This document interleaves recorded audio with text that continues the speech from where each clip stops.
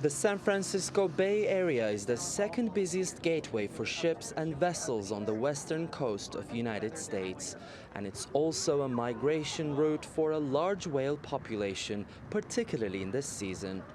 That's why if you go on a whale watching tour these days, this might be a familiar scene.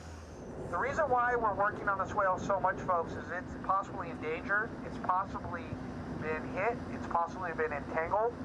After scanning the waters for nearly an hour, no sign of life. The crew suspects it might have been too late. Michael Pearson is a naturalist at San Francisco Whale Tours, also an expert on the whale disentanglement team involved in rescue operations. These whales are coming in to feed, but it's a little bit like they're trying to have dinner in the middle of a freeway, because of all of the traffic that's constantly moving through these waters. So it does present quite a bit of a hazard for these animals. Earlier this week, another whale washed ashore on a San Francisco beach. The necropsy confirmed that it was killed by a vessel strike that caused several fractures on its neck and body. There's been a surge in whale populations in recent years, and that coincides with the busiest maritime traffic this area has ever seen. But experts are pointing out the increase in whale deaths also has to do with new environmental trends, where whales arrive this area more malnourished than ever before.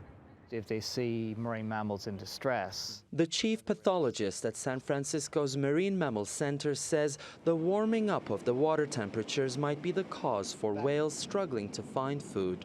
Everything in the Arctic is dependent on temperature, and the Arctic environment is changing at a rate twice as fast as in the temperate zones.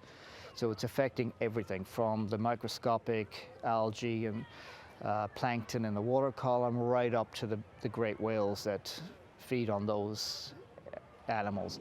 There are already 9 reported cases of dead gray whales in the Bay Area this year, most of them killed by vessel strikes. But so far, there are no strict regulations for their safety.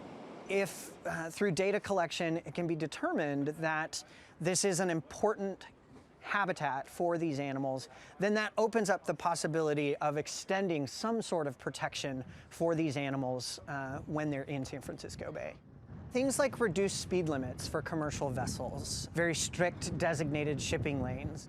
Whether it's through commercial vessels or climate change, human activity is seen as a cause for these deaths. Now it's a question of whether we can turn the tide and save these creatures in the process. Ediz Tiyansan, TRT World, San Francisco.